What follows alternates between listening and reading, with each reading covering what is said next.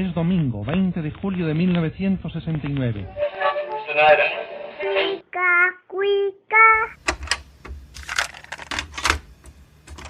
Tu amigo que con orgullo estrecha tu mano, Porfirio Díaz. Date un tiempo para Cinematempo. Cinematempo es tiempo de cine, industria, historia, streaming. Con Enrique Figueroa Anaya. Síguelo en @EnriqueFA86. Historia. En las raíces míticas de la Tenochtitlán contemporánea subyace la historia de un valle que hacinó a millones de nómadas, exiliados que llegaron en desbandada durante más de 3 décadas para arremolinarse entre gritos y empujones en un violento slam, luchando por arrebatarse un pedacito de bienestar. Fue esa diáspora iniciática la que permitió el establecimiento de la cultura postcolombina del punk en uno de los antiguos límites del lago de Texcoco. El término punk es utilizado en los países angloparlantes para nombrar a la escoria, a los parias, aquellos vistos como la peor ralea. Hoy, en Cinematempo Historia, analizaremos las películas Nadie es inocente y Sábado de Mierda, 2 testimonios que dan cuenta de los rostros de la exclusión en una ciudad nezahualcóyotl que se fue dotando con la fisonomía del asfalto y las construcciones grises, plagada de infancias robadas que asumirán, en su autodestrucción, la condena de vivir en un espacio donde no hay futuro. Para ello, contamos con la presencia de un invitado de lujo, Gregorio Rocha, director de Sábado de Mierda y codirector de Nadie es Inocente, junto con Sara Minter. Gregorio es egresado del CUEC a finales de los años 80. Entre sus intereses como director han estado las identidades juveniles, el fenómeno de las migraciones y las fronteras, así como el rescate de los registros cinematográficos del proceso revolucionario. Actualmente, además de la creación, promueve el rescate, la preservación y el reuso de películas y videos desde la asociación Anarchivia. Bienvenidos a Cinematempo Historia. Muy buenos días, tardes o noches. Les saluda Enrique Figueroa Anaya en un Cinematempo Historia más. Muchas gracias por acompañarnos, muchas gracias por toda la gente que se va sumando día a día a nuestros episodios y les reitero la invitación a que se vayan sumando a los otros 2 Cinematempo que existen: Cinematempo Industria con Jaime Rosales y Alejandra Castro, Cinematempo Streaming con Charlie del Río y Lucero Calderón. Sin más, le doy la bienvenida a mi equipo como siempre. Mi querida Diana Pastén, ¿cómo estás? Bienvenida. Hola, buenas noches. Pues aquí, como siempre, en cuarentena, parece que nunca va a terminar, pero contenta de estar con ustedes como cada lunes. Rosario, Alejandro, contenta, y pues los invito a que se vayan a tomar esta vez les voy a invitar una caguama, porque se va a poner bien bueno. Buenísimo, pues ahí está, lunes, martes, miércoles, jueves, viernes, sábado, domingo. Recuerden que esto es un podcast, ustedes lo pueden escuchar cuando gusten.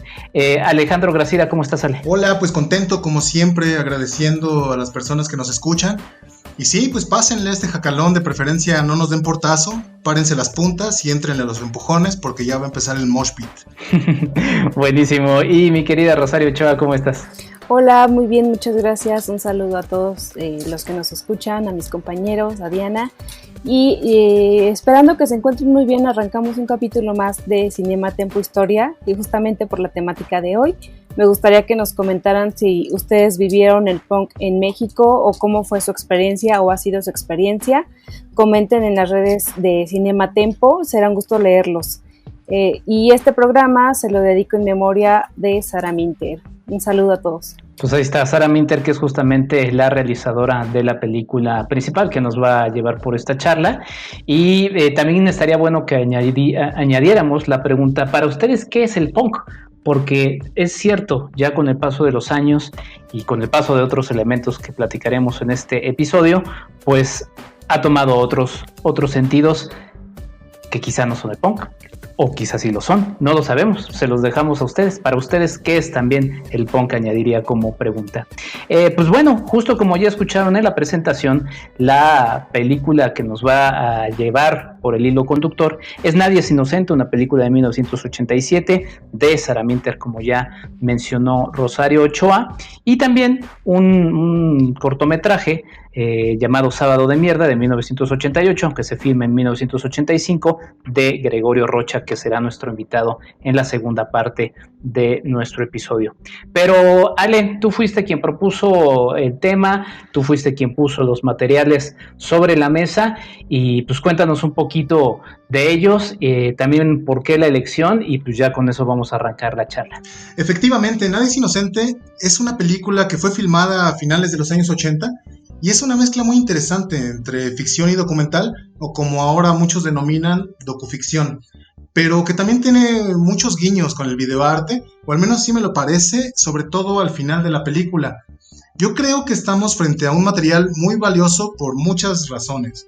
De entrada, porque es una película que fue hecha ya con una cámara Betacam, un formato de video que permitió democratizar relativamente los medios, todavía más de lo que ya lo había permitido otros formatos como el Super 8, pero que además alentó otro tipo de narrativas, ¿no? Pero más allá de eso, creo que es muy meritoria la manera en que la película consiguió retratar los traspatios de una modernidad nacional, los espacios que como espectadores no vamos a reconocer porque nunca antes habían sido filmados en el cine mexicano.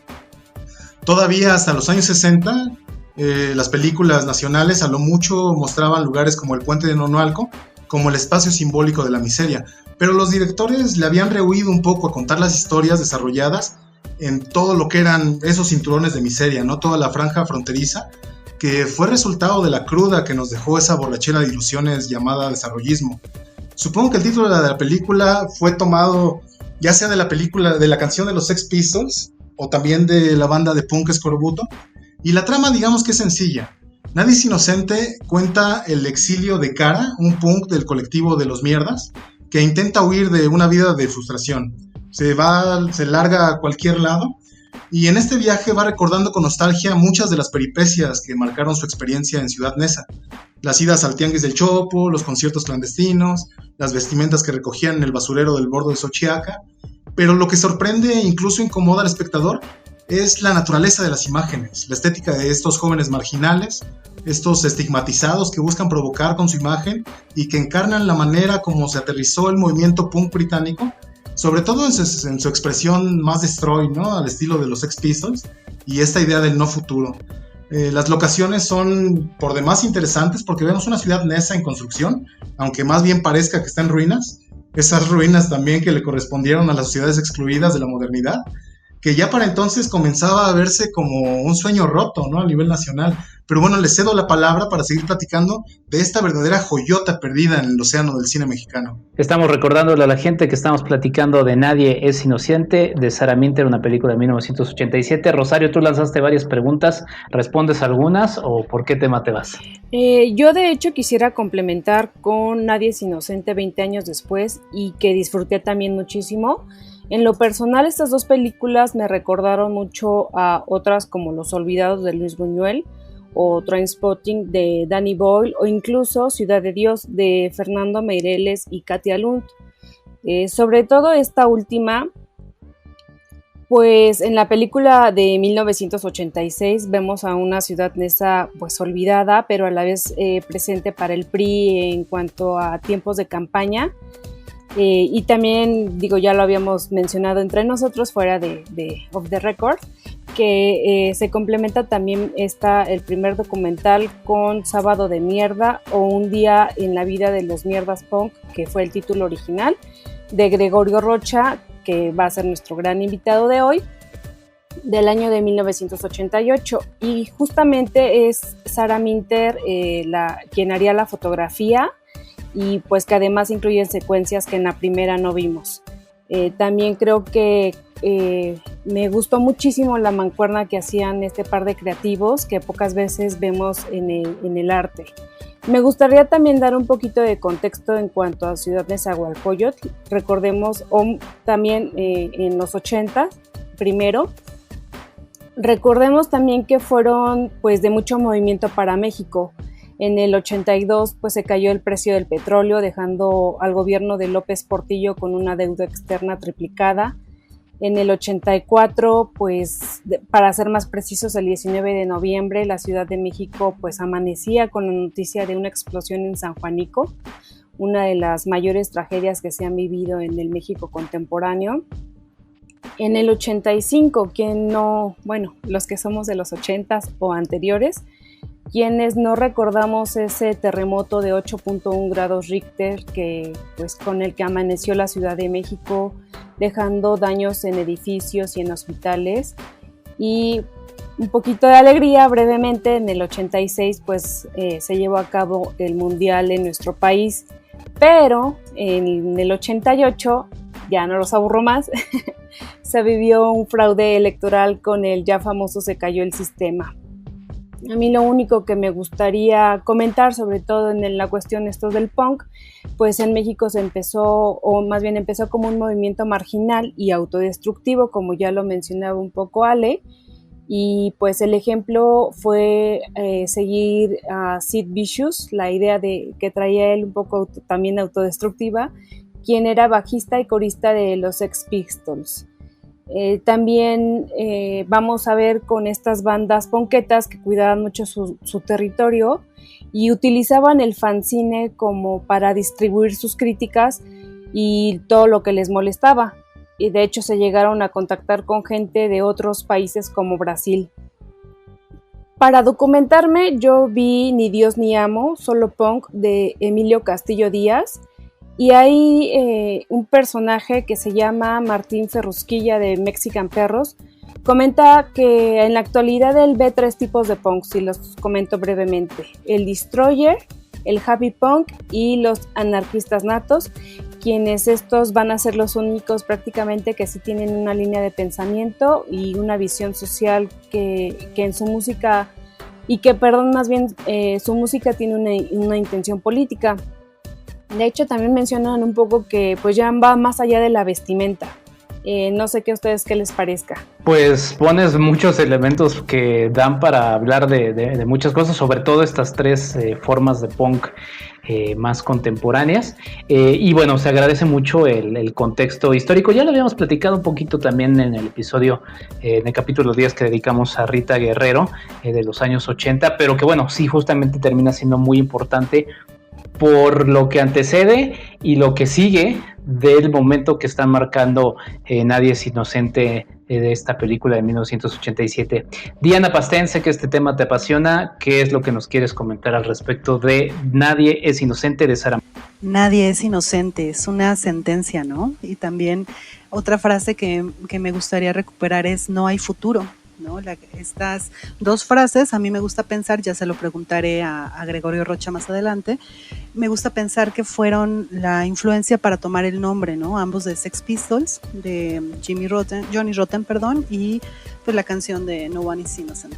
A mí me gustaría irme por el lado de las bandas y su contexto, ¿no? Es un contexto que se origina en un ambiente de profunda marginación, de extrema pobreza, de los llamados cinturones de miseria, ¿no? En las zonas conurbadas de lo que entonces era el Distrito Federal, que hoy es la Ciudad de México, que generalmente están justo en el borde del Estado de México.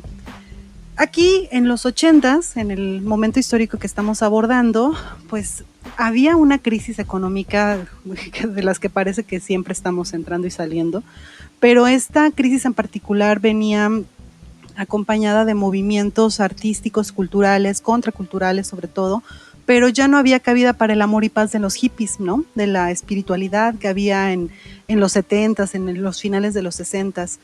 Hablamos de un mundo violentamente atroz, ¿no? De un México carente, de desesperanza, ¿no? Que los ricos estaban enriqueciendo brutalmente y los pobres estaban empobreciendo justamente. Y pues las pandillas se convirtieron en bandas, sobre todo esto por el número, el número de los integrantes que había. Los más memorables, aparte de los mierdas punks que estaban en Ciudad Neza, eran, por ejemplo, los Expanchitos, ¿no? Que fueron súper, súper importantes en el sentido de que todo el mundo los conocía y todo el mundo los tenía. Aunque también tenían por ahí unos matices importantes. Ahora Rosario mencionaba el sismo del 85 y justamente los Panchitos salieron toda la banda completa a tomar camiones y microbuses, los pues sí, los robaron como era la costumbre, pero esta vez no fue para ir a delinquir ni nada por el estilo, sino para ir a ayudar. Hay una entrevista que yo les recomiendo ampliamente en la revista Mal de Ojo que hace de Adrián del Ángel, y pues a mí me parece muy importante las declaraciones que hace Pablo Podrido Hernández. Cuenta que había, y voy a citar textualmente, llegaron a ser hasta 600 güeyes, el Patas, el Cuauhtémoc, el Robot, etcétera, ¿no? Son personajes que quedaron en el imaginario y que hoy en día pues son padres de familia, es gente que todavía está activa de una u otra manera en el barrio, que son conocidos y respetados. Entonces, a mí me gustó mucho ver esta película, Nadie es Inocente. Me remontó a un momento donde podríamos mencionar que pues son imágenes desgarradoras, ver esta pobreza, ver esta miseria, ver cómo ellos son felices buscando ropa, ¿no? En los tiraderos de basura, pero también es el que nos parezca desgarradores, también me parece una muestra de cuánto desconocemos al otro, cuánto desconocemos este mundo que está ahí, ¿no? A unas calles de distancia en algunas ocasiones, pero son invisibles. Entonces esto también, la marginalidad, es lo que los hace moverse en un mundo que además también se mostró por medio de la música. Es muy importante todo el movimiento cultural que hubo en ese momento, como sobre todo en los hoyos funkis. Alejandro mencionaba en el capítulo también de Rita Guerrero que ahí es donde radicaba justamente lo under, ¿no? Donde estaba lo rudo. Y pues estos grupos de los mierdas punks, por ejemplo, y otros muchos, estaban también influenciados por estos grupos, no nada más ingleses como Sex Pistols, también habría que mencionar a la Polla Records o el mismo Escorbuto que también menciona Alejandro, y pues que además fueron muy famosos justamente en este ámbito. Eso es lo que más me gustó de ver ¿cómo podríamos decirlo? Es un documental ficcionado sobre una juventud perdida.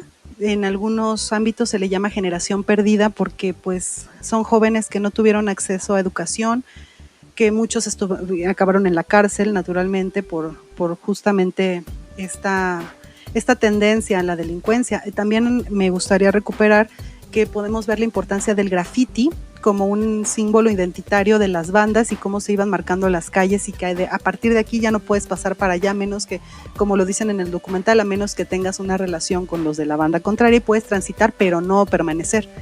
Es una gran película, por favor véanla, es una de las joyas perdidas que por ahí todavía se pueden encontrar en la red, pero me parece que es un material que todo mundo debería de revisar, sobre todo para comparar con unas producciones actuales y poder ver cómo hay un tema que parece que está olvidado, ¿no? Que es justamente esto, y me recuerda mucho la producción pues a esta estética del hambre que le llamaba Gregorio Rocha, ¿no? Está, me parece que dentro del marco de ese tipo de series documentales. Sí, la estética del hambre era de Glauber Rocha. Sí, perdón, me confundí con el invitado, disculpen. Pues muy bien, muchos elementos que se ponen sobre la mesa. Voy a irme rápidamente para ir justamente con el invitado. Estamos hablando de Nadie es Inocente, de Sarah Minter, y no hay dos, sino la verdad es que hay muchas frases que terminan siendo muy importantes, y que a mí también me parece luego perturbador cuando nos acercamos a una película que ya es lejana hace más de 30 años de nosotros y que todavía tiene ecos muy poderosos en nuestra actualidad. Uno de los personajes menciona en la mirada, más bien en la mierda en la que vivimos, nos están marginando más y más. Y otra frase es: odio a México, odio al México que me vio nacer y crecer. Son frases que de alguna manera van dándonos alguna idea de lo que se va tratando este trabajo, esta película. Muchos de los elementos ya los mencionaron todo mi equipo, pero sí, justamente esta presencia, ¿no? Por ejemplo, del PRI, estamos en 1987, a un año de ese gran fraude electoral, que por cierto, la cabeza o la parte más visible de ese fraude, pues es parte ahora de los nuevos tiempos, de la nueva transformación, ¿no? Me estoy refiriendo a ti, Manuel Bartlett, y también muchas de estas escenas musicalizadas en sitios en esa, en botaderos de basura, por ejemplo, al inicio. Hay una escena que a mí me pareció muy, muy, muy interesante, cuando los chicos están recogiendo la ropa en los basureros, están pues buscando ropa de marca, que a ellos también les dice, esto se ve bien, esto lo voy a reutilizar, y que también dentro de eso mismo hay un discurso.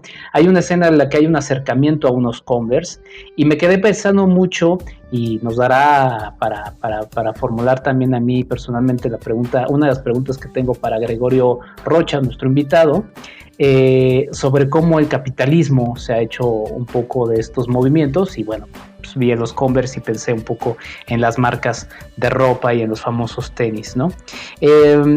Cinematográficamente, y creo que también eso abrirá otra de las preguntas que tengo pensadas, es como muchas de estas imágenes hay una secuencia en donde nuestro personaje principal empieza a alucinar. Y en este alucinaje lo que termina sucediendo son escenas de cine más experimental, ¿no? De todas maneras, la propia estética, la propia narrativa de este trabajo nos remite un poco más a eso, que pues ya en sí mismo tiene un discurso.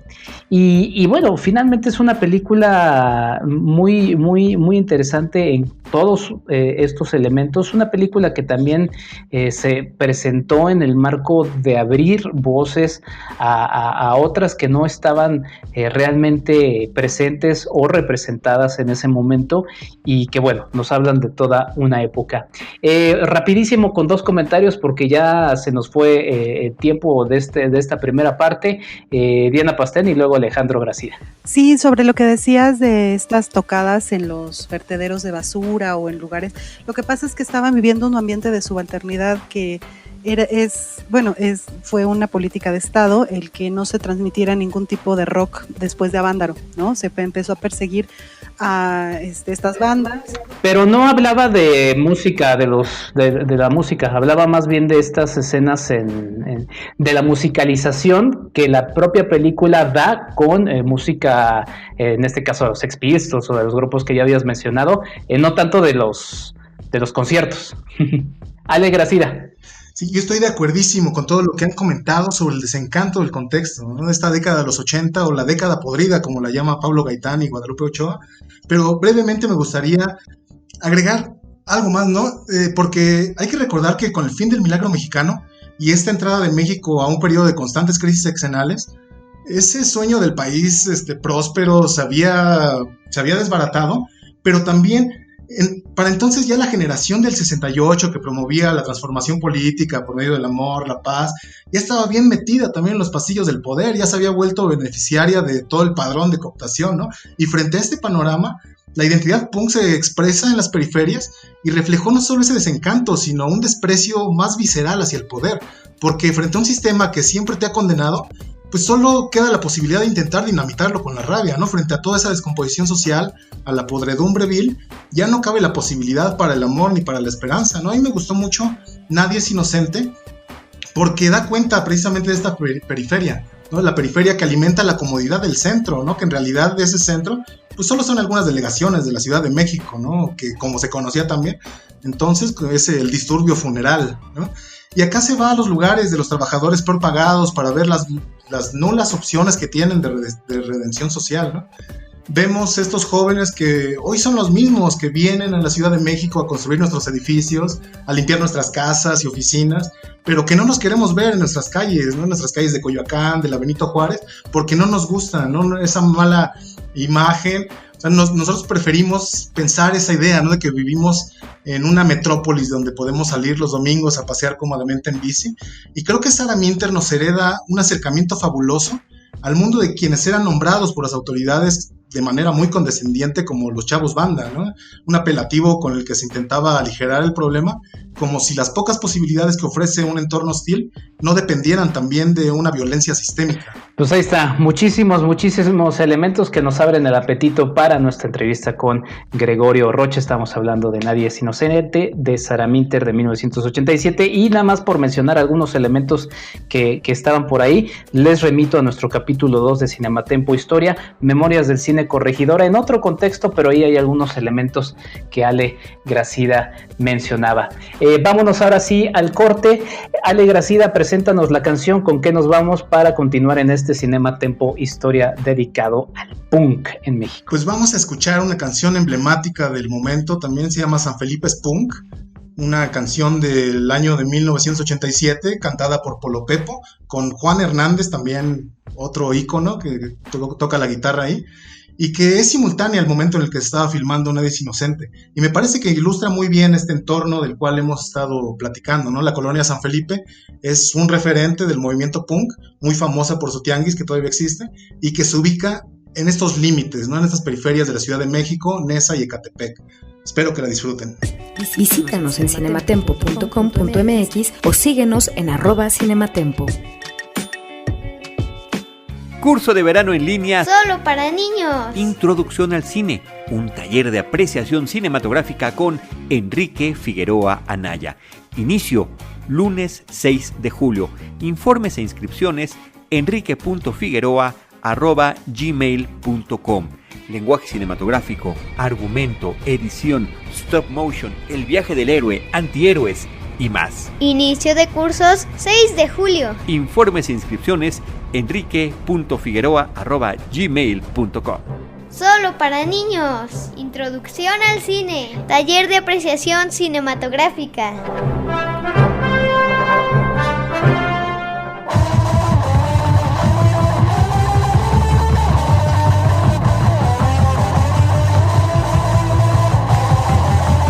Cinematempo. Es tiempo de cine. En una orilla del norte hay una gran tradición donde el tiempo se detiene a ritmo de rock y punk. Es en esa San Felipe donde nació el movimiento punk, abanderados aún por el Polo Pepo Punk. Si nos quieres conocer, no te vayas a perder, solo tienes que seguir las aguas del Gran Canal, las aguas del Gran Canal. San Felipe es punk, San Felipe es punk, San Felipe es punk, San Felipe es punk.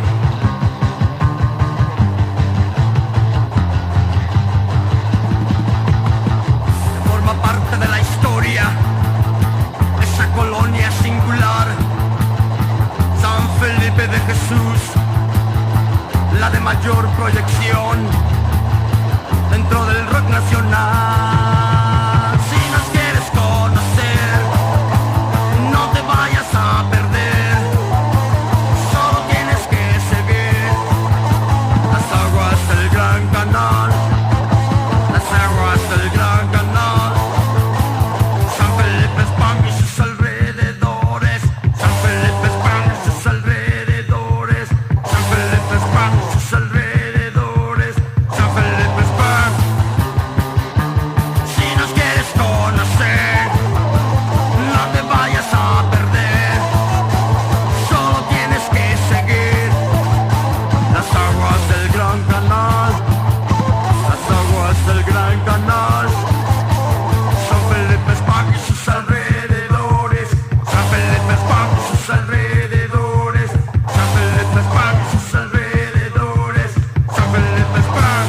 Regresamos a esto que es Cinematempo Historia. Acabamos de escuchar la canción que nos recomendó Ale Gracida, San Felipe es Punk. Esto es de Polo Pepe.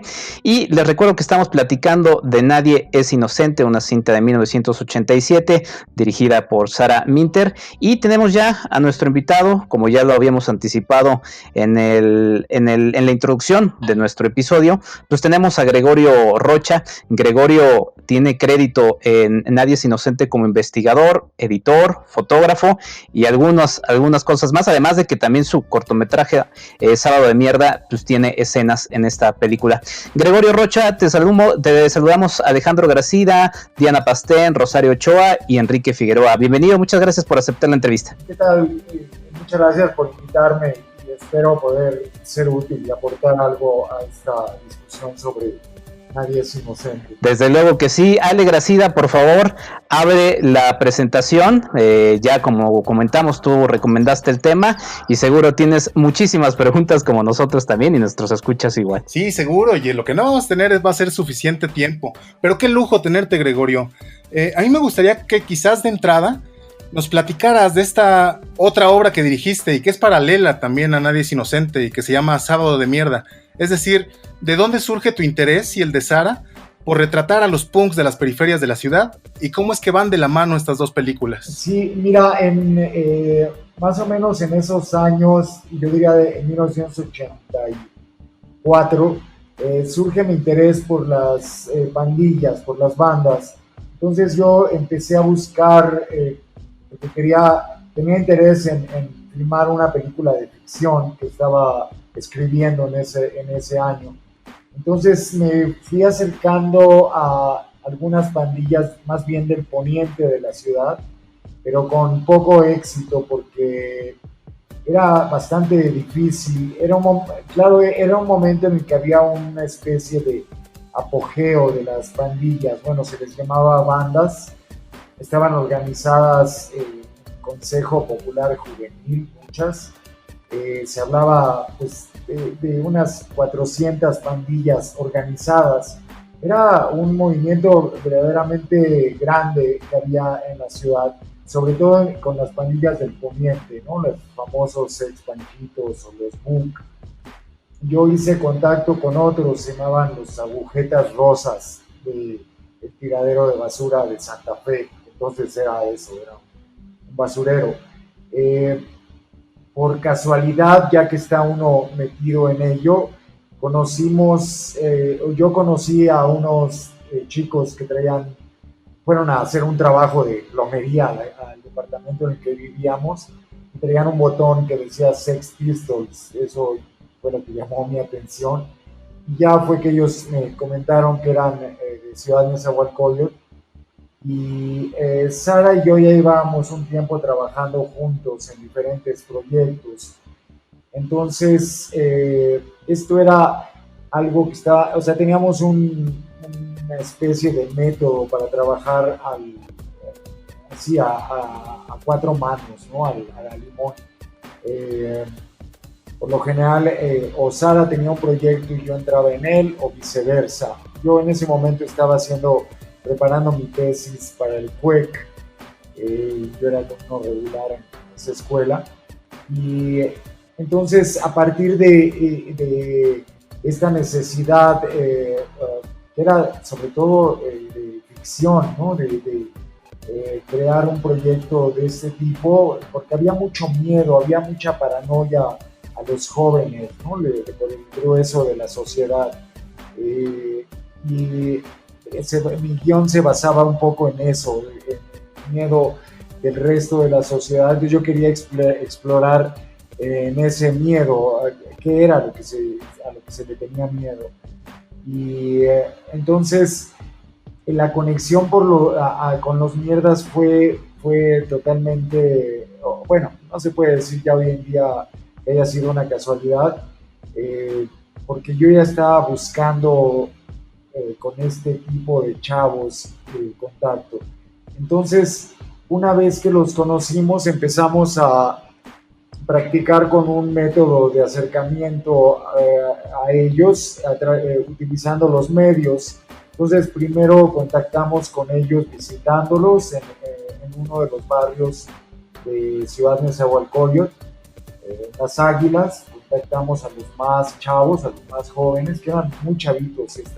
Sus edades oscilaban entre 8 y 14, 15 años. Ellos eran un capítulo de los mierdas punk, eran los que estaban como los aspirantes a ser mierdas, ¿no? A ser realmente parte de la banda. Fue sorprendente lo que vimos en ese primer encuentro, y luego ya los contactamos en la ciudad, por ahí en una de las partes más olvidadas de la colonia Juárez, porque varios de ellos trabajaban como limpiaparabrisas en las esquinas. Entonces tuvimos un encuentro en una casa abandonada que ellos sugirieron. Y ahí, aunque ya habíamos hecho una sesión de fotografías antes, por ahí en la colonia Roma, luego esta vez llevamos una cámara de video. Nosotros ya estábamos haciendo video en esos años. Y era, sobre todo era para acercarnos a ellos y que empezaran a tener confianza en nosotros, porque pues por lo general alguien que venía con cámaras ya de tipo profesional se le veía como si fuera de una de las grandes cadenas de televisión. Y aquí queríamos demostrarles que no era así, que éramos independientes, era una bandera que nosotros ya teníamos desde hace tiempo, un pequeño movimiento de productores independientes de video. Tratábamos de definir qué era también la producción independiente en esos años. Y cuando ya esto avanzó un poco más, yo decidí hacer esa película de ficción. Olvidé todas las ideas que tenía de ficción, que eran bastante interesantes, yo creo, pero cuando vi las características que tenía esta pandilla, esta banda, decidí que mejor haría un documental. Y así fue como nació Sábado de Mierda. Fue muy intenso, fue en unos 2 o 3 fines de semana que filmamos todo con ellos. Parte de ese método implicaba también trabajar al menos el guión se hizo de una manera colectiva. Y yo me consideré no tanto un director, sino un facilitador. Es decir, yo iba a hacer todo lo posible para que la película fuera visible y audible, porque sí fue muy caótica la filmación, muy de acuerdo al espíritu punk, digamos. Rosario, que diga más bien Gregorio, te saluda Rosario, disculpa. Es un honor tenerte en el programa y de verdad muchísimas gracias que hayas invitado la invitación. La verdad es que lo apreciamos mucho, el equipo de Cinema Tempo Historia. Y a mí me gustaría preguntarte cuál fue tu forma de trabajar con Sara. Si bien ya comentas que pues fue de alguna forma tu idea fue de facilitar el trabajo, ¿cómo es que se pusieron de acuerdo ya estando en rodaje? Y si hubo algún momento de duda de seguir o no seguir por todo igual el ambiente de violencia tal vez. Ajá. Nosotros veníamos trabajando, haciendo experimentos en cómo, en cuanto a los roles que cada quien debía cumplir en un rodaje. Entonces, por ejemplo, en un cortometraje anterior que se llama San Frenesí, por ejemplo, escribimos el guión juntos, pero luego en la filmación cada quien dirigía una escena o una secuencia y el otro o la otra lo fotografiaba. Era bien raro eso, ¿no? O sea, que dirigía una parte y luego la que sigue ya no la diriges, nada más las fotografías. En el caso de Sábado de Mierda, acordamos que Sara iba a hacer la fotografía y yo iba a dirigir. Entonces así fue como ocurrió, aunque es finalmente una codirección, porque en documental por lo general quien hace la fotografía, quien tiene la cámara a su cargo, pues prácticamente está dirigiendo. Pero aquí yo cuando dije lo de facilitador, pues suena como chistoso, pero yo quería también como deshacer un poco la estructura jerárquica que hay en una filmación, pero sí eché mano de todos los colaboradores que pude, o sea, para que hubiera sonidista, hubiera alguien a cargo de la producción. Ya éramos un equipo muy reducido, de 4 o 5 personas. Sara hizo toda la fotografía en 16 milímetros, con una cámara que la verdad es que fue casi un milagro que se pudiera ver el resultado, porque tenía el visor defectuoso, entonces aparecía borroso en los extremos del cuadro. Luego trabajamos en condiciones muy difíciles de iluminación, porque parte de la idea era filmar en las condiciones que existían en mesa. yo dije, vamos a filmar con luz existente, pero llegamos y pues no había ni siquiera botantes de luz en esa época, más que unos cuantos en las esquinas principales. Pero lo que sí ocurrió fue una sinergia que se dio de una manera natural con la mayor parte de los chavos. Estoy hablando de los que eran punquetos, ¿no? de los alineados con esta forma de ser o de pensar. Era más difícil la organización, por ejemplo, con los rockers, ¿no? otra variante que había en las pandillas. En la de ellos eran muchas pandillas aliadas en torno a los mierdas. Entonces podían llegar a juntarse 300, 400 muchachos después de unos cuantos chiflidos y de acuerdo a los códigos que ellos tenían. Entonces a veces sí pues daba mucho miedo la situación, pero la verdad es que ellos siempre como que nos protegieron.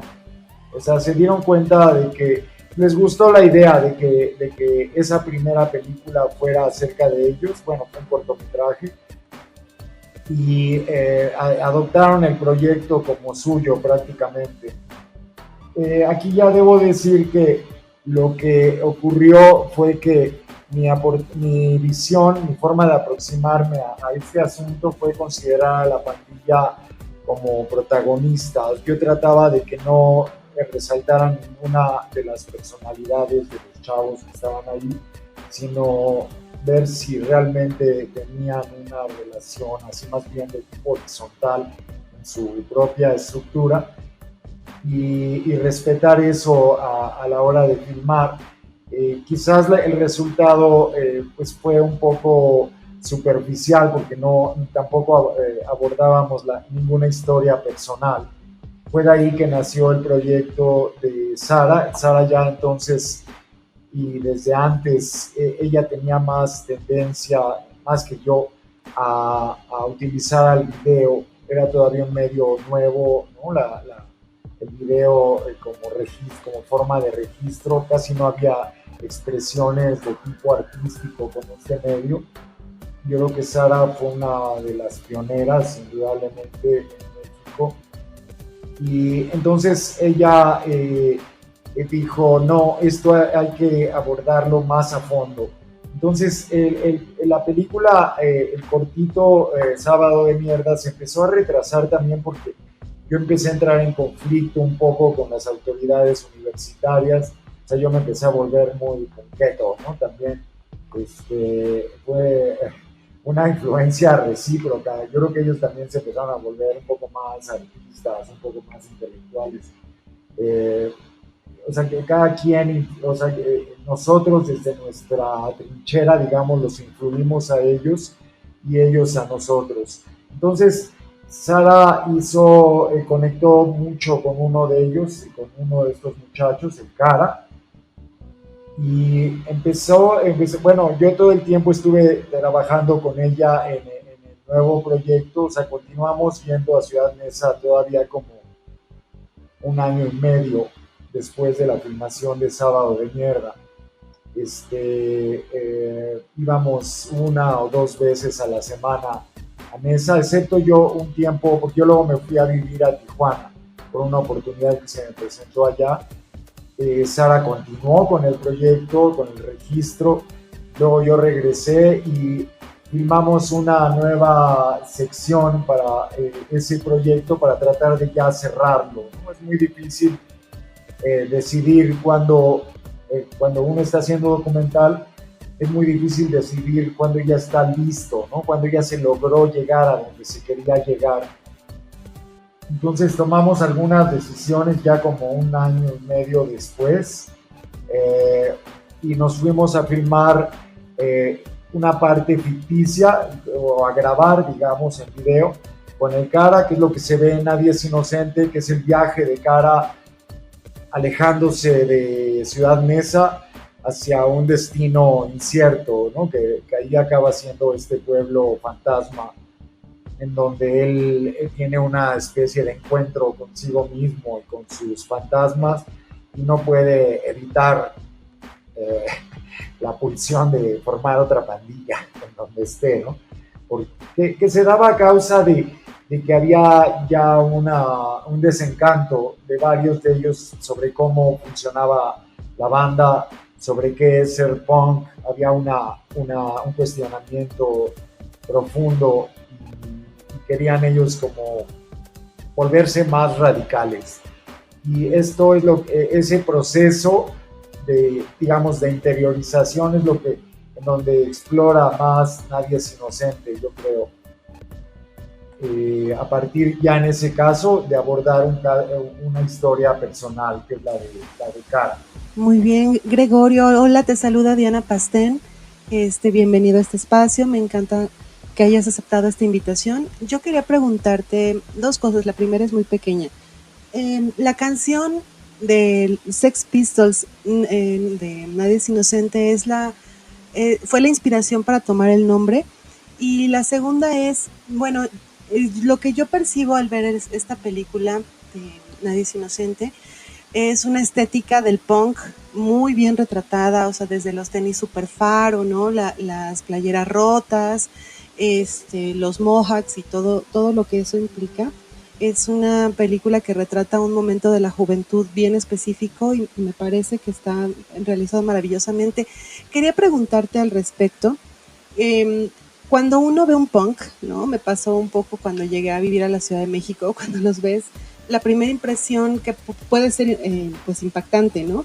Pero cuando los conoces te das cuenta de que sí, aunque si bien hay una cierta violencia implícita dentro de su organización, también hay una lealtad dentro de las bandas y de las pandillas que yo he visto muy rara vez en otros espacios. O sea, la lealtad hacia el barrio y hacia la banda es impresionante. Y pues me parece que justamente es algo que sí se puede retratar, ¿no? ¿Cuál fue tu experiencia con Nadie es Inocente? Sí, todo esto se origina yo pienso que es difícil separar a Nadie es Inocente de Sábado de Mierda, porque Sábado de Mierda creo que actúa un poco como el semillero de ideas que luego de las cuales varias se desarrollan más en forma en el proyecto de Sara. Porque una de ellas, por ejemplo, era la vestimenta. Ellos estaban absolutamente en contra de comprar nuevo, de comprar ropa de marca, y ahí se ve, y nos costó mucho trabajo también registrar eso, o sea, la búsqueda de ropa en el tiradero de basura, ¿no? En el bordo de Xochiaca. Era algo para ellos muy importante, regresar a esto, ¿no? O sea, de asumir ser la escoria de la sociedad, pero como con mucho orgullo. Con un orgullo también hacia lo que marcaron alguna vez los veteranos, como si fuese una tribu que le rinde también culto a sus ancestros. Eso era bien chistoso cómo ocurría ahí.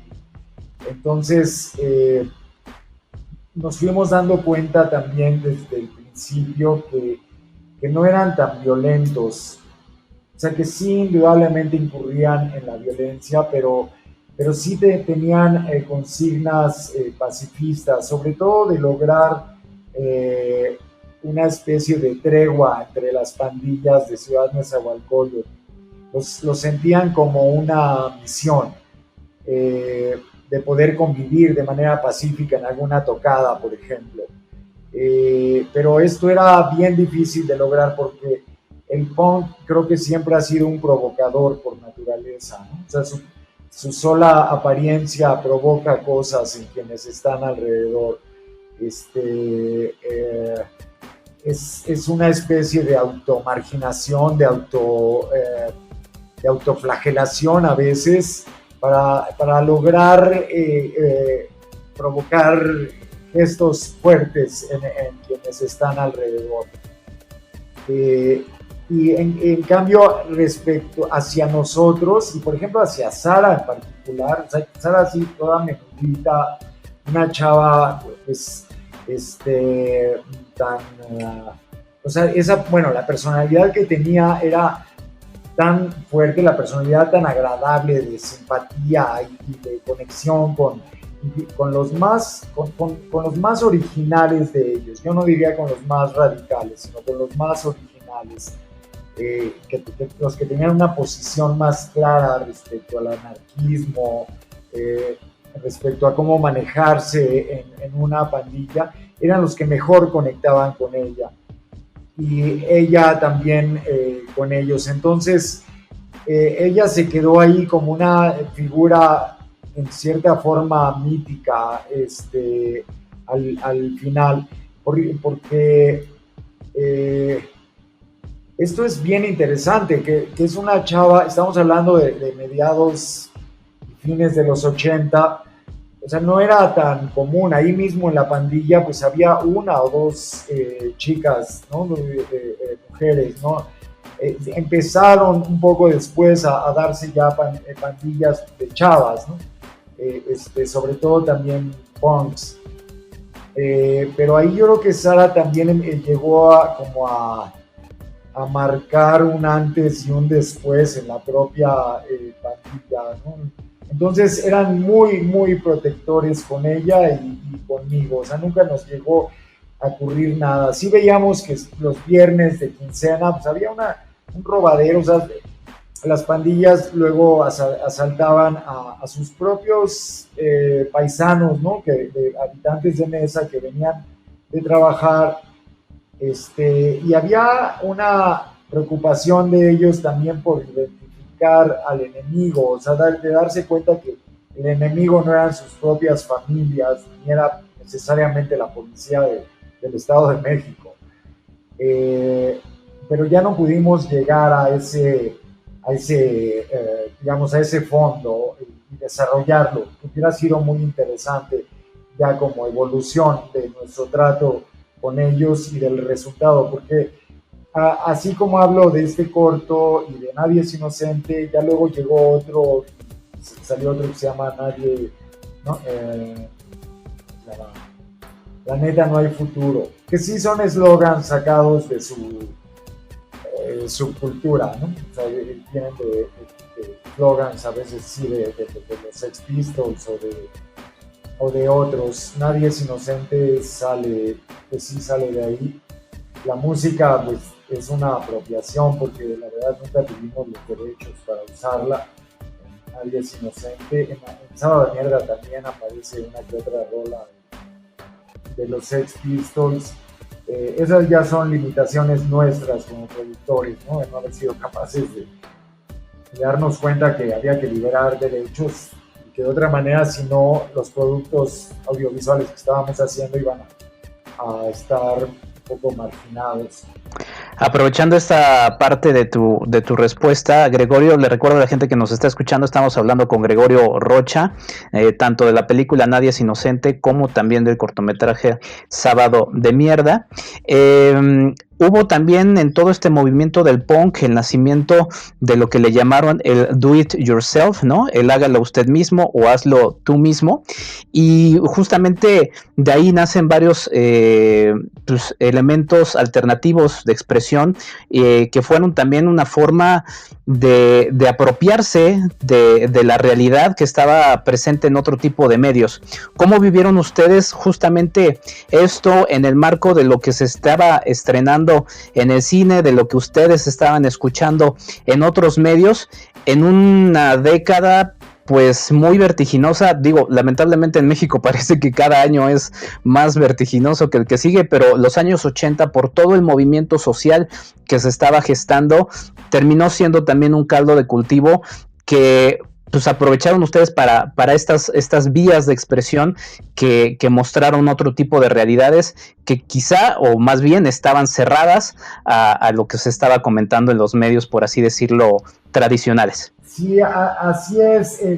Yo hace rato mencionaba este movimiento en ciernes que se estaba dando de video independiente. Eso tiene que ver mucho con el do it yourself, porque en esa época no había ningún apoyo a la filmación, sino eran proyectos estatales, o sea, con apoyo estatal, ¿no? A través de el cine tendría muy poquito de haber sido fundado, no existía nada parecido al FONCA, ninguna entidad que apoyara la producción de esto. Entonces, nosotros por ahí en ese año, un poquito posterior, pero empezamos a hablar de la necesidad de organizarnos y de decir, teníamos un eslogan, por ejemplo, decíamos, más vale hacer video de pie que cine de rodillas. Que los cineastas, digamos, más establecidos, pues nos veían como el patito feo, ¿no? Como que al video lo veían también como algo de baja calidad, como un poco deleznable, porque también anunciaba ya no la democratización, pero sí la popularización de tecnologías que hacían posible que ya otras personas, no necesariamente del medio cinematográfico, pudiesen lograr un producto audiovisual. Creo que eso nosotros lo asumimos muy pronto, o sea, cualquier cosa que hacíamos era en torno a poder ser independientes y apoyar a otros independientes.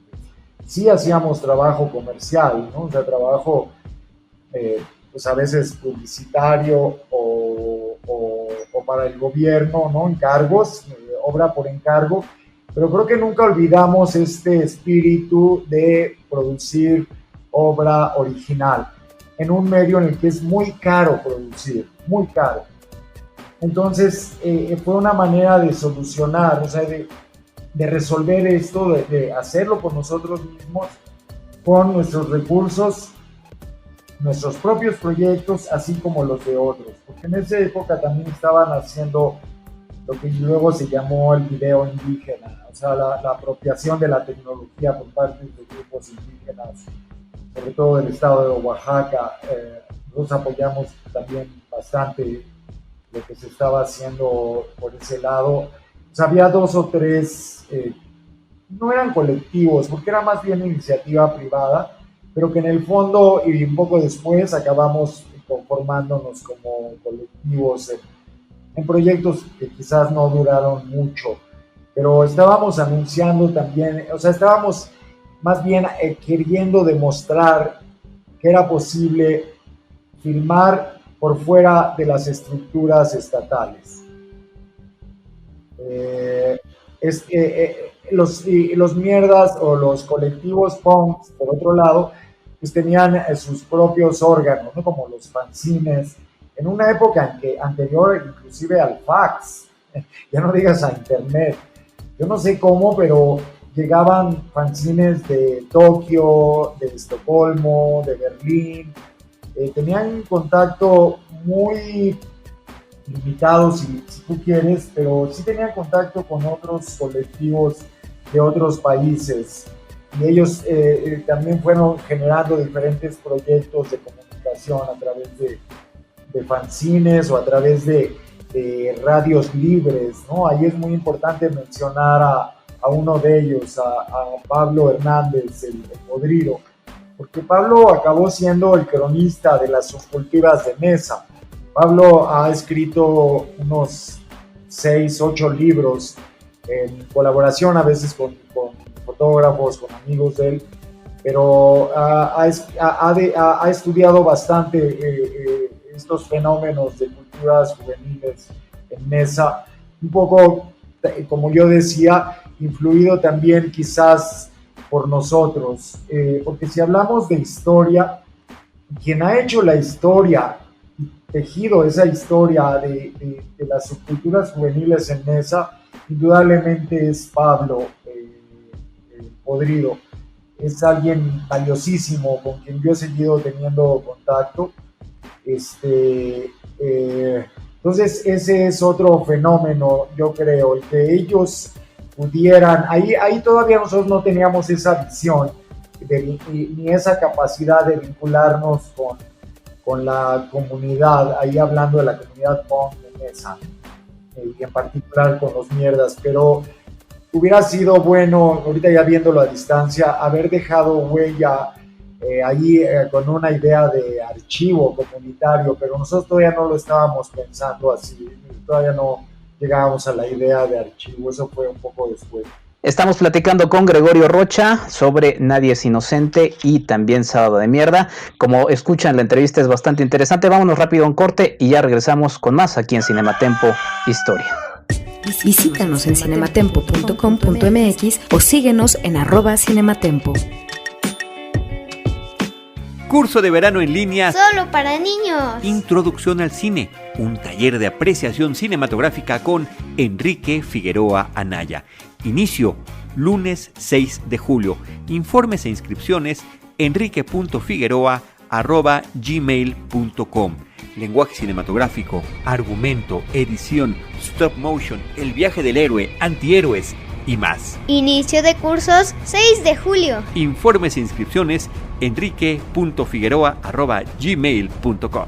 Solo para niños. Introducción al cine. Taller de apreciación cinematográfica. Regresamos a esto que es Cinematempo Historia y pues en medio de una, no es una granja, pero estamos aquí en medio de la Ciudad de México en tiempos de contingencia, resguardándonos y pues sí, con animales de granja acá cercanos. Continuamos platicando con Gregorio Rocha sobre Nadie es Inocente y Sábado de Mierda. Mi estimado Ale Gracida, continuamos con la segunda ronda de preguntas. Sí, Gregorio, yo me quedé pensando, mencionabas a Pablo Podrido.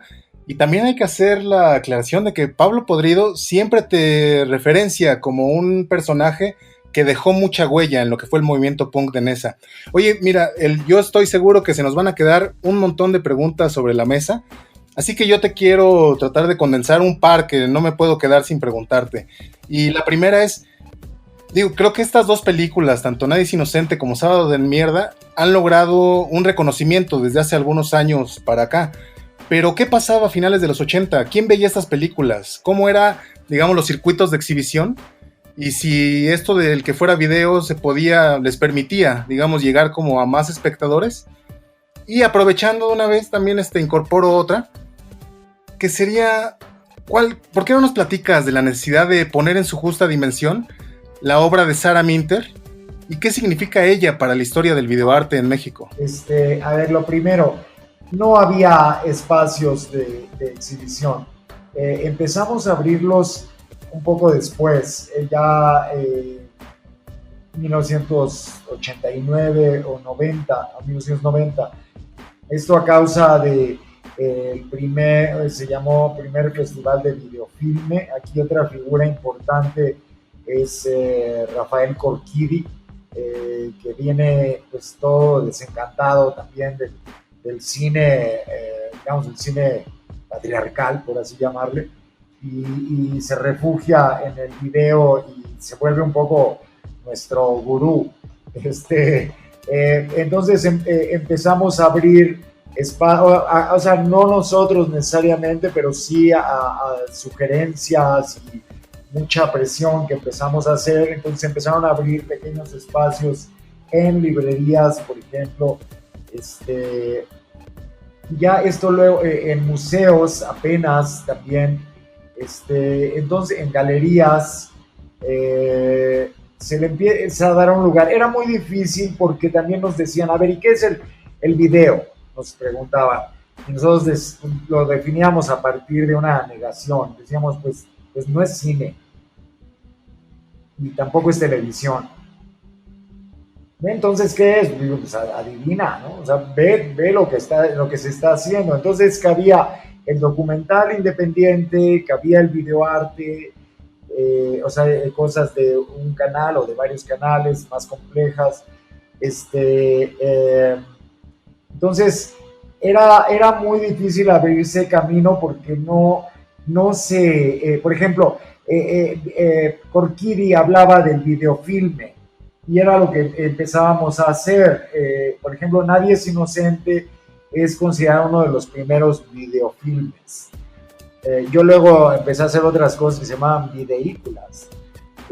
Y ahora pues se habla mucho de cine digital, y yo no veo mucha diferencia entre el cine digital y los videofilmes que estábamos haciendo en esa época.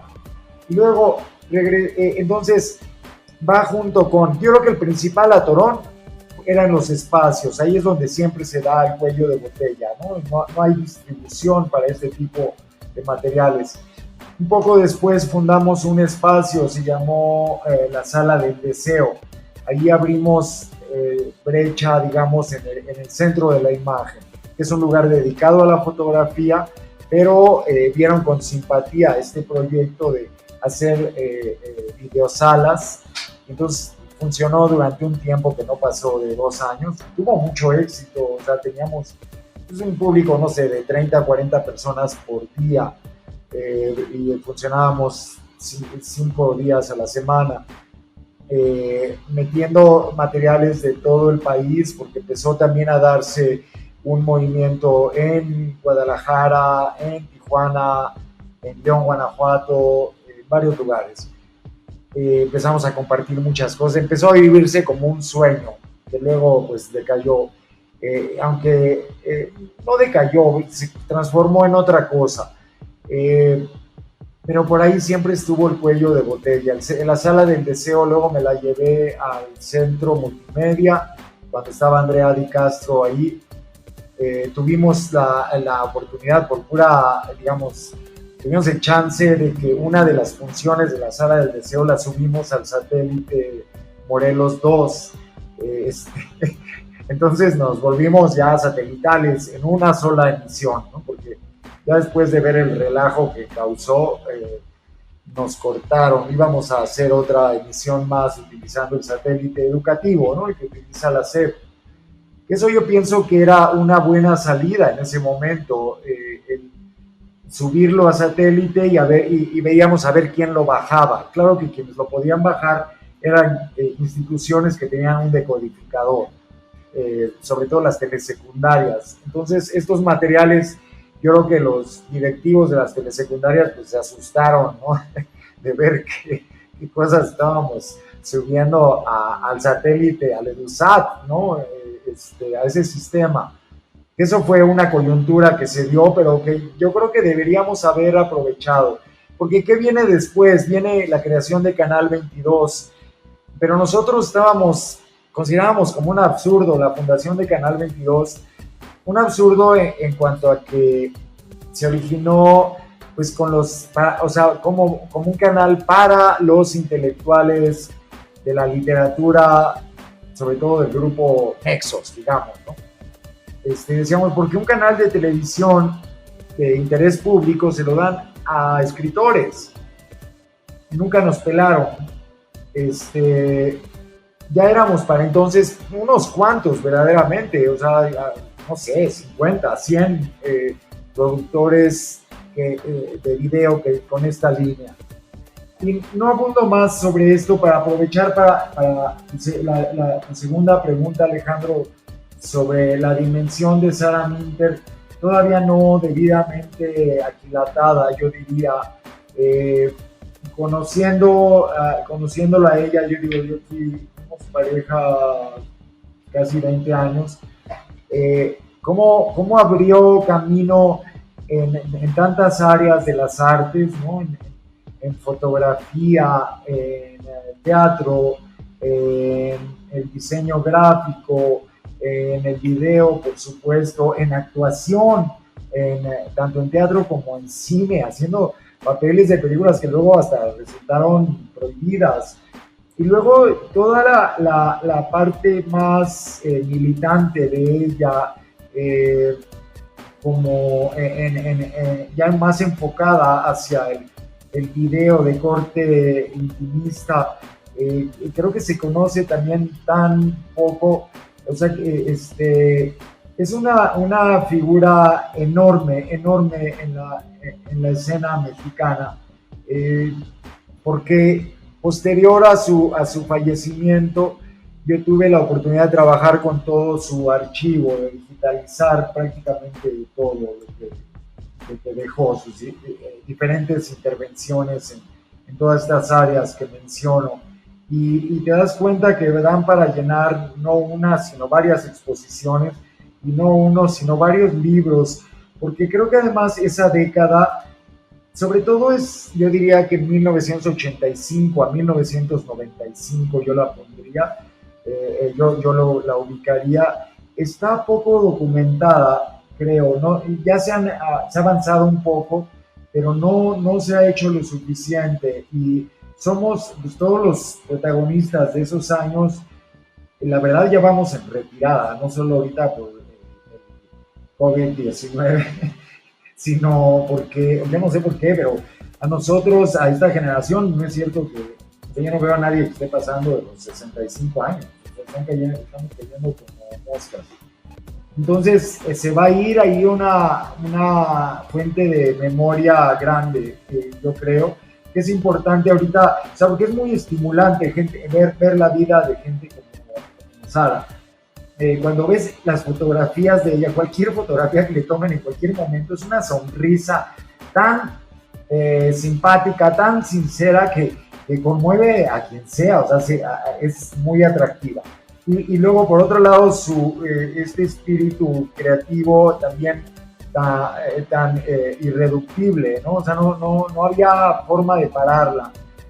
Entonces las cosas están ahí, están aquí, parte del proyecto de Anarchivia es eso también, como que pudiese ser finalmente un centro de documentación sobre esta época, que sí lo tenemos más o menos bien conformado, pero es muy difícil mantener un archivo independiente. Ese fue, yo diría, el paso lógico después de la producción independiente, y al ver la preocupación, o sea, al sentir la preocupación que viene desde la muerte de Paula Weiss, otra pionera importantísima de video en México, de que sus cosas siguen volando, no están ni en la Cineteca Nacional ni en la Biblioteca de la UNAM, porque sigue habiendo carencia de un archivo específico para este tipo de expresiones, para este tipo de soportes. Esa carencia que nosotros gritábamos o aullábamos que estaba a fines de los 80, hoy en 2020 sigue habiéndola, ¿no? Es un medio que, a pesar de haber generado tanto, no logró ocupar un lugar en cuanto a la importancia que se le debe dar como un medio y soporte de expresión artística. Uno no lo tiene. No me estoy quejando, pero lo he tratado de mantener, pero es muy, muy difícil darle continuidad a este proyecto. Pero ahí está, o sea, entonces creo que lo de la vida de Sara en el arte en México, pues es ahí un capítulo pendiente. Es justamente lo que ayer leí, bueno, estaba recomendando en el segmento pasado. Leí una entrevista que le hicieron a Pablo Podrido, y justamente al final, en la revista Mal de Ojo, decía que Sara Minter es una de las pioneras del videoarte y una de las pocas artistas visuales que se atrevieron a dar el rol por Nesa cuando ese territorio era una mierda. Ella nos mostró la parte despierta de esta ciudad dormitorio. Tenías razón, Sara, nadie es inocente, todos vamos para allá. Me gustaría retomar esa frase con la que termina el artículo Pablo Podrido, y también recordar que estos años son muy, muy difíciles para ser joven en la Ciudad de México, ¿no? Tenían en sus espaldas el 68, tenían en sus espaldas a Vándaro, y pues la verdad es que muchas de las subculturas o grupos contraculturales eran criminalizados simplemente por ser. Entonces me gustaría preguntarte cómo viviste tú esa parte y ¿cuál fue tu percepción al trabajar con estos chavos que también, además de la violencia de su entorno inmediato, también había una violencia de Estado que les prohibía la música que escuchaban, todo lo que significaba su estética ya era de por sí rechazado? Entonces, pues yo creo que tenían muchos motivos para estar enojados, ¿no? ¿Cuál fue tu percepción? Pues mira, un poco después yo diría de algunos días después de haberlos conocido a ellos, yo me di cuenta de que la vida quema, o sea, de que esa intensidad es vital, de que si no vive uno de esa manera, no tiene sentido vivir, aun cuando tengas todo o casi todo en contra. Quizás ese es de ahí mismo se nutre ese espíritu de vivir intensamente. Entonces eso a mí fue lo que me dejó. Yo no puedo negar que a mí también me pudrieron, como dicen. Igual que a Sara, fue un antes, hay un antes y un después, y entonces casi todo había que hacerlo, pero lo más, creo que lo más estimulante era eso, saber que el cúmulo de cosas por hacer era enorme, que entonces había que empezar por algo, ¿no? Y yo en el sentido que me pudrí, por ejemplo, de evitar a toda costa caer en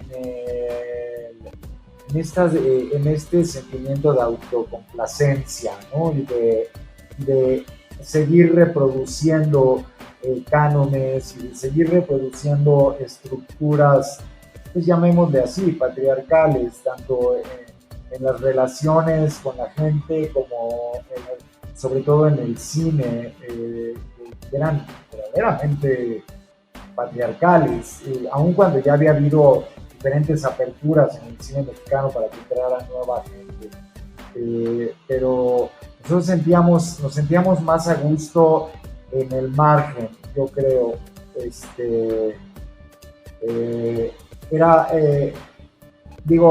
Yo hace poco fui a un programa de radio en Mesa que me invitaron y tuve la oportunidad de compartir con varias personas que fueron clave en esa época para la difusión del rock en español, de los hoyos funk y todo eso.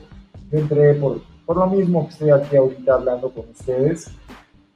Y yo estaba también un padre, que es un padre de estos que han trabajado siempre con jóvenes, estábamos puros rucos ahí, pero qué alegría me dio y qué orgullo darme cuenta que me daban ese reconocimiento como en Nesa, ¿no? En Ciudad Nesa, o sea, como una especie de ciudadano honorario ahí, que ayudó muy bien a no sé qué. Eso ya Pablo o quien sea lo dirá.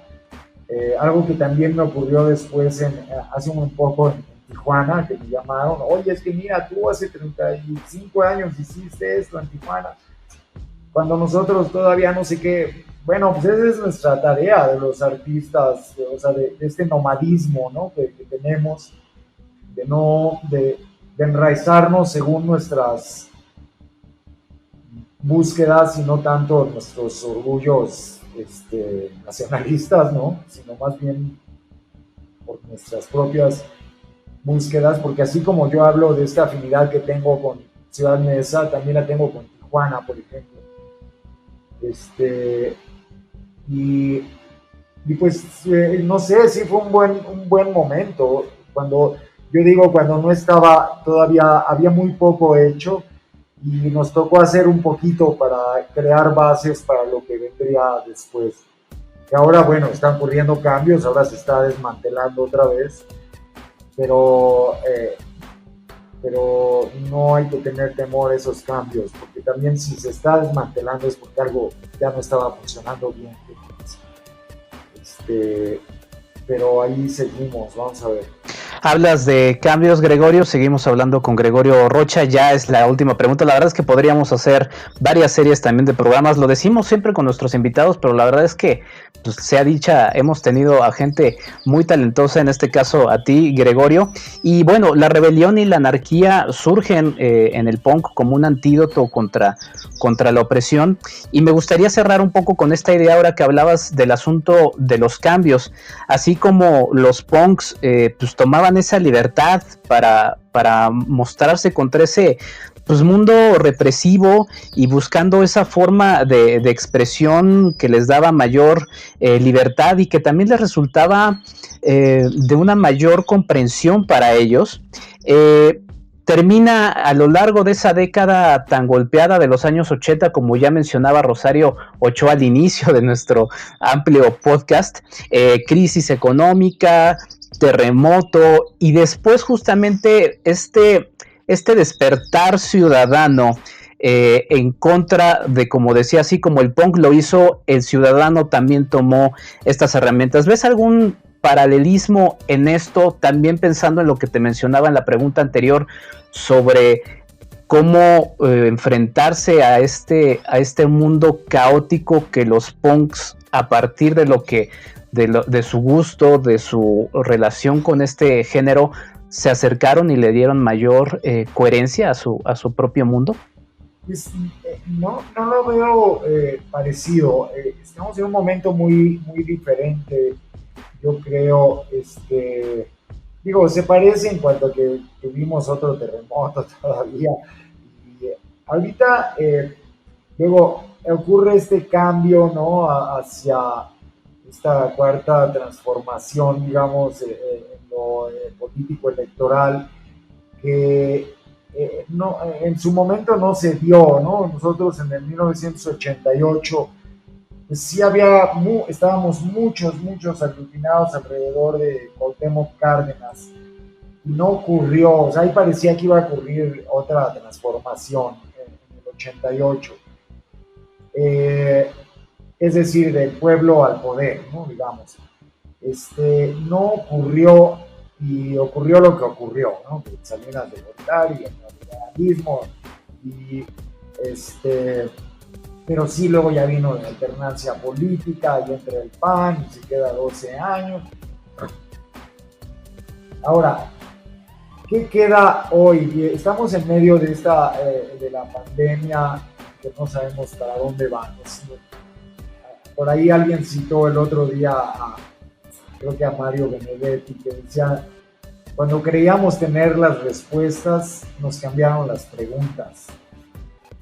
Y pues por ahí va, o sea, hay mucho desconcierto ahorita, ¿no? O sea, hacia dónde va, qué es lo que sigue.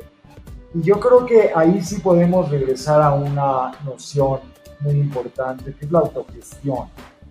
Ahorita que se hablaba del do it yourself, etcétera, o sea, yo sí pienso que por ahí puede haber respuestas en formas autogestivas de organización, tanto individuales, porque aquí también la cuestión es que ahorita todo nos está empujando a un individualismo extremo. Todavía las formas de solidaridad entre nosotros no son muy manifiestas, porque para empezar no podemos estar juntos, ¿no? Más de dos o uno, o los que estemos, o sea, se niega la posibilidad de comunitarismo tradicional. Entonces, quizás sí es a través de la autogestión individual para poder llegar eventualmente a una comunitaria. No hay más, porque si está desapareciendo casi el dinero, ¿no? Nos están diciendo: no hay dinero para esto, no hay dinero para lo otro, no hay dinero más que para mantener viva, o sea, la infraestructura sanitaria, no sé qué. Entonces, es preocupante, pero por ahí viene el estímulo, yo creo, creativo, ¿no? Para la creatividad de cómo enfrentar un mundo sin dinero o casi sin dinero, aparte de todo lo demás, ¿no? Yo creo que yo creo que ahí pues sí la respuesta está en la autogestión, pero también está mal vista ahorita por el gobierno, ¿no? Las organizaciones autónomas, ¿no? Que se les llama así, se están cuestionando mucho. Hay que ver, ¿no? cómo regresamos o cómo podemos recuperar una noción de autonomía. Y yo creo que es importantísimo, más ahora que nunca antes. Pues muy bien, Gregorio Rocha, de verdad muchísimas gracias por el tiempo para esta larga entrevista.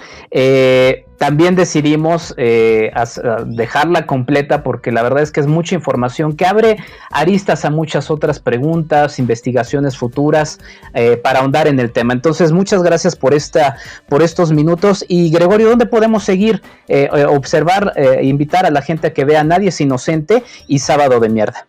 Sí, existen versiones en YouTube, solo que Sábado de Mierda, busquen una que se llama, está en un canal de Archivia Films, y Nadie es Inocente la van a encontrar fragmentada, no se los recomiendo. Yo espero que a la brevedad ya la tengamos también en un canal con otras obras de Sara Minter.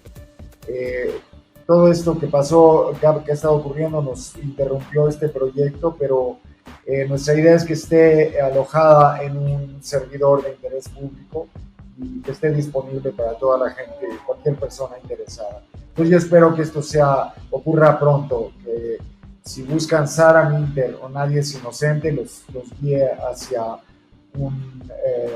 una versión de buena calidad de este trabajo, porque vale la pena ver. Sí, vale totalmente la pena. Pues muy bien, con esto cerramos nuestro Cinema Tempo Historia. Diana Pastel, muchas gracias como siempre. Muchas gracias, Enrique. Muchísimas gracias a Gregorio Rocha. Un gustazo escucharte platicar de este proyecto. A mí me pueden encontrar en @arboldelunas en Twitter y como Diana Pastel en Facebook. Rosario Ochoa, ¿a ti dónde te pueden seguir? Muchas gracias. Pues muchas gracias por acompañarnos, Gregorio. De verdad, un honor tenerte. Y a quienes nos escuchen, cuéntenos qué les pareció el programa, qué películas o documentales agregarían en este contexto, ya sea en México o a nivel internacional. ¿Qué tipo de punks son ustedes? Y a mí me encuentran como ro-ochoas en Twitter. Y recuerden, God Save the Queen. Alejandro Gracida. Agradecerle a Gregorio Rocha. Yo creo que es un personaje que tiene que ser considerado, y en serio, sin exagerar, como un autor fundamental en lo que es la creación y también el estudio del cine. Esperemos volverte a encontrar muy pronto, Gregorio. Gregorio, tienes que venir a platicarnos de tus pesquisas sobre los rollos de Pancho Villa, sobre Salvador Toscano, y tenemos que hablar de Anarchivia también, ¿no? Rápidamente, un saludo al Tana García, uno de nuestros escuchas más constantes. Un abrazo, carnal. Pues ahí está, muchísimas gracias a todos los que nos escuchan. Otra vez muchas gracias, Gregorio Rocha. Prometemos hacer algo más adelante cuando la vida así nos lo permita. Y bueno, muchas gracias por seguirnos en esto que fue Cinema Tempo Historia. Nos escuchamos en un episodio más. Yo soy Enrique Figueroa Anaya. Hasta la próxima. Date un tiempo para Cinematempo. Cinematempo es tiempo de cine, industria, historia, streaming. Esto fue Cinematempo con Enrique Figueroa Anaya.